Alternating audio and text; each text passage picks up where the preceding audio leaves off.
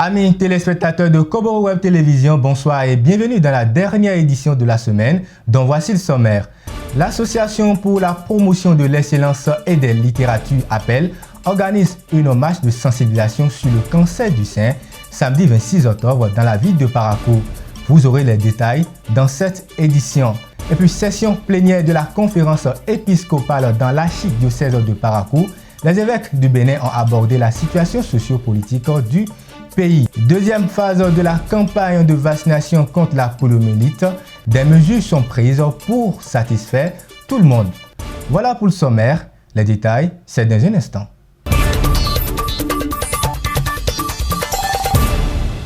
De nouveau, bonsoir. Démarrage de la deuxième phase de la campagne de vaccination contre la poliomyélite ce vendredi 25 octobre 2019 sur toute l'étendue du territoire national. L'objectif est d'éradiquer ce mal qui menace les enfants de moins de 5 ans. Pour cette deuxième phase, plusieurs endroits stratégiques sont ciblés. Anno Boussa pour le point.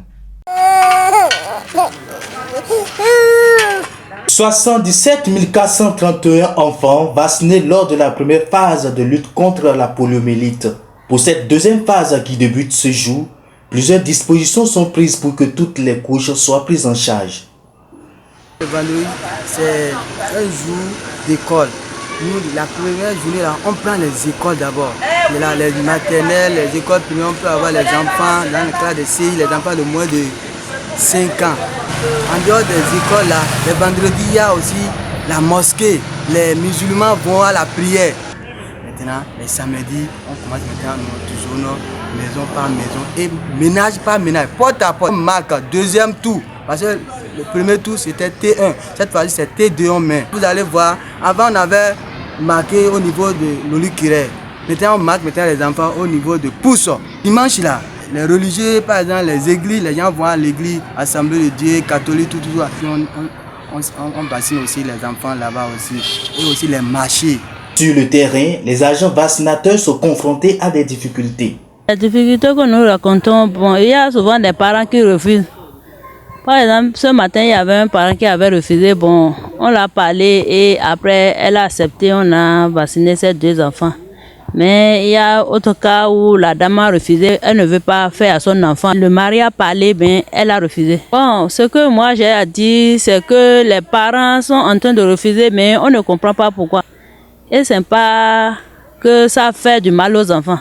La deuxième phase de vaccination de lutte contre la poliomyélite prend fin le dimanche 7 octobre 2019. Session plénière de la conférence épiscopale au Bénin, les assises se sont tenues dans l'archidiocèse de Parakou du mardi 20 au 23 octobre 2019. Plusieurs questions d'ordre religieux étaient au cœur des assises. Le point est fait par l'archevêque d'Abomey dans une conférence de presse à l'archevêché de Parakou. Suivez plutôt. Sur le plan socio-politique, la conférence épiscopale du Bénin a suivi avec beaucoup d'attention la tenue concomitante du 10 au 12 octobre 2019 du dialogue politique convoqué par le chef de l'État au Palais des Congrès à Cotonou et des assises de la résistance organisées par des partis politiques de l'opposition. Elle considère ces initiatives comme une étape significative pouvant conduire à un dialogue national inclusif en vue d'une authentique réconciliation entre tous les fils et filles du Bénin. De leurs assises. Les évêques du Bénin implorent l'abondance des grâces divines sur les fils et filles du Bénin. Les évêques du Bénin sont inquiets des impacts négatifs de la fermeture des frontières avec le Nigeria sur la population béninoise et surtout sur les plus pauvres. Ils exhortent les autorités compétentes du Bénin à tout mettre en œuvre pour un rétablissement de la situation dans les meilleurs délais. Dans la religion musulmane, 5 différentes prières sont obligatoires à des heures déterminées. Mais il arrive que certains fidèles ne parviennent pas à respecter les heures de ces prières pour diverses raisons. Un imam revient sur l'importance des 5 prières à travers cet élément que nous propose Nimatou Sani et Nassis Tossa. La prière dans la religion musulmane, encore appelée salat, est l'un des 5 piliers de l'islam. Chaque musulman doit la pratiquer car cela est une obligation. Au nombre de 5 et de façon quotidienne, la prière permet d'implorer le pardon auprès d'Allah. Tout musulman doit les pratiquer, quels que soient, n'est-ce pas, les actes qu'il pose dans sa vie et toute sa vie. Lorsque nous sommes quelqu'un qui posons de mauvais actes, c'est cette prière-là qui viendra corriger, c'est cette prière-là qui viendra nous éloigner des turpitudes, des mauvais actes. Et donc le prophète Mohammed sallallahu alayhi wa sallam aussi également nous a dit que la prière, n'est-ce pas, est la toute première chose qu'on nous demandera le jour des comptes, le jour de la résurrection. Quelques fidèles musulmans rencontrés dans la ville de Parakou sont conscients de l'utilité de la prière dans leur religion. Les prières, je les respecte. Et à chaque heure de prière, je prie normalement. Moi, je fais la prière. Je fais pour le matin, je fais pour la journée, je fais pour le soir. Si tu vois, je n'ai pas fait, c'est comme je suis un peu occupé. Et si je finis ce que je fais là, je vais aller faire la prière là. Parfois, les circonstances et les contraintes du quotidien obligent certains fidèles à ne pas respecter les heures de prière. Que dit la religion sur cet aspect? La prière est prescrite aux croyants à des heures déterminées. Alors donc, il faut accomplir chaque prière à son heure. Et lorsque vous les faites après, c'est vrai, vous avez fait la prière, mais vous avez beaucoup de sanctions. Vous ne pouvez pas avoir les récompenses telles que les autres les auront. Le prophète Mohammed, paix et bénédiction de Dieu sur lui, a dit qu'il n'y a que le mort qui ne peut prier. Marche contre le cancer du sein le 26 octobre 2019. C'est une marche organisée par l'Association pour la promotion de l'excellence et des littératures dans le cadre du mois de sensibilisation au dépistage du cancer de sein. La présidente de l'association revient sur les raisons de l'organisation de cette initiative. Anno Boussa et Castel Kesso. Environ 54 062 femmes sont touchées par le cancer de sein chaque année. Une maladie qui, lorsqu'elle s'attaque à son sujet, le tue à petits coups.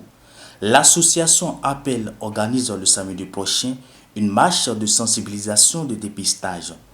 La présidente de la dite association revient sur les raisons de cette marche.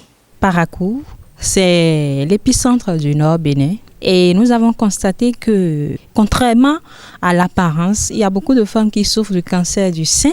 Et pour la plupart, elles ne sont pas au courant. Elles découvrent très tard la maladie. Et aussi détromper les hommes qui pensent que le cancer du sein concerne uniquement les femmes. Parce que, si vous ne le savez pas, il y a 1% des hommes qui souffrent du cancer du sein, tout comme les femmes. C'est les mêmes symptômes et tout.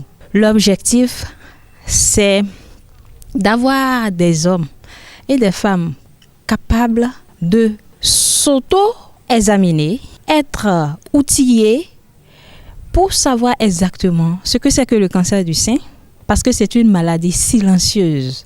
Plusieurs activités vont meubler cette marche de sensibilisation. Il y a une séance de sensibilisation, d'information avec le personnel de santé de la ville de Parakou. Et il y aura aussi une séance de dépistage gratuit à l'endroit des populations. Avant la prise en charge sanitaire, il y a déjà la prise en charge personnelle.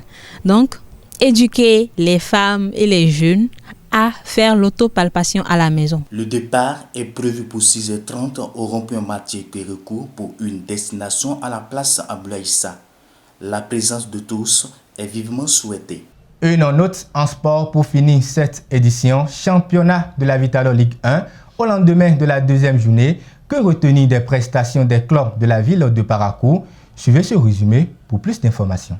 Bonsoir amis sportifs de Koborou Télévision. 2 journées sont passées dans le championnat de la Vitalo Ligue 1 et déjà le public de la cité des Koborou ne s'ennuie pas en matière de spectacle de la part des clubs de Parakou. Une note de 1/3 au cours de la première journée, car seuls les Buffles du Borgou, champions en titre la saison écoulée, ont fait une bonne sortie sur Kandi face à Béké FC pour ramener les 3 points à la maison. Le nouveau recrue Martin Friday s'est illustré sur un coup franc et marque donc le premier but pour les Buffles à l'entame du championnat. Le match s'est donc sanctionné sur un score de 2-1. Mais le baptême de feu pour les deux promus de la cité des Koborou n'a pas totalement abouti. Le Real Sport de Parakou, pour sa première sortie, s'est incliné face à Panthé FC de Djougou, 2-1. En ce qui concerne le Dynamo FC de Parakou, le club est allé partager les points avec Dragon, 1 but partout. Pour le compte de la deuxième journée, Real Sport de Parakou est revenu avec de bons sentiments. Les poulains de Ibrahim Da Silva étaient face à l'association sportive de la vallée de l'Ouémé. Le match s'est sanctionné sur un score de 1-0, but marqué en première période par le Dossa Witz à la 42e minute. Real Sport prend donc ses 3 premiers points du championnat et se relance pour le reste. Dynamo FC, quant à lui, a connu sa première défaite de la saison face à Énergie, 1-0. Mais les champions en titre Buffles ont réitéré l'exploit de la première journée en venant à bout de la jeunesse athlétique de Cotonou, Jacques, à domicile. Martin Friday ouvre de nouveau la marque pour les verts et blancs de Parakou. Le match se termine sur un score de 2-1. Comme dans la première journée, le classement actuel de la Vitalo Ligue 1 place les Buffles du Borgou en tête avec 6 points devant Aspac qui, après une défaite et une victoire, a 4 points au même titre que USKK, Esaïe et Panthère de Djougou. Voilà tout pour les informations concernant la Vitalo Ligue 1. On se retrouve la semaine prochaine pour un autre résumé. Merci de nous avoir suivis. L'information revient lundi sur Kobo Web Télévision et bon week-end à vous.